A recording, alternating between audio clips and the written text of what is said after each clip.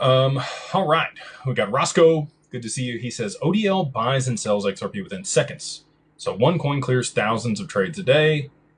If price is set by holders, not throughput, how does volume passing through XRP raise its price rather than spinning that float faster? Um, I'm going to go back to Robbie Mitchnick's calculator on this. If you would like to go run the numbers on that, you can. He limits the transactions that can happen per day per XRP at 10. There are lots of people out there that will tell you that the same XRP can be used lots of times a day, can be used more than 10 times a day. If this is premium collateral, which I believe that it will be, there will be people that want to hold it. They will not want to send payments with it. They're not going to want to move it. They're going to want to move it as little as possible. Whatever minimum is required to start facilitating payments and do what they need to do for their business, they will do. But anything in addition to that, they want to hold on their balance sheet to be able to use in the derivatives market and other things. So there's going to be a very limited amount of XRP that's on the open market that's being used to settle transactions.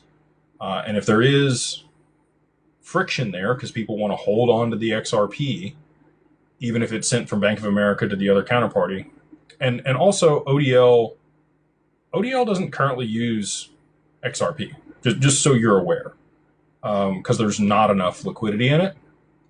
Tether was originally used by Ripple to facilitate ODL, and they've migrated away from that. Now they use ROUSD. Once there's more liquidity in XRP, there's less slippage, there's, other things, it'll be a better mechanism, and the ledger will route through XRP over other things because it will be cheaper and faster to do so.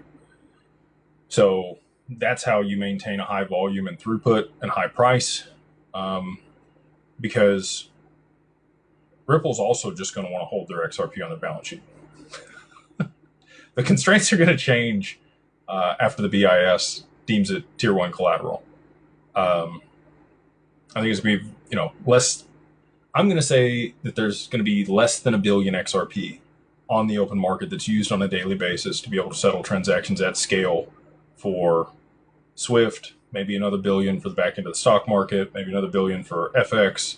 So between all the markets, you might have 4 to 7 billion XRP out there in circulation at any given time to be able to settle quadrillions of dollars in value.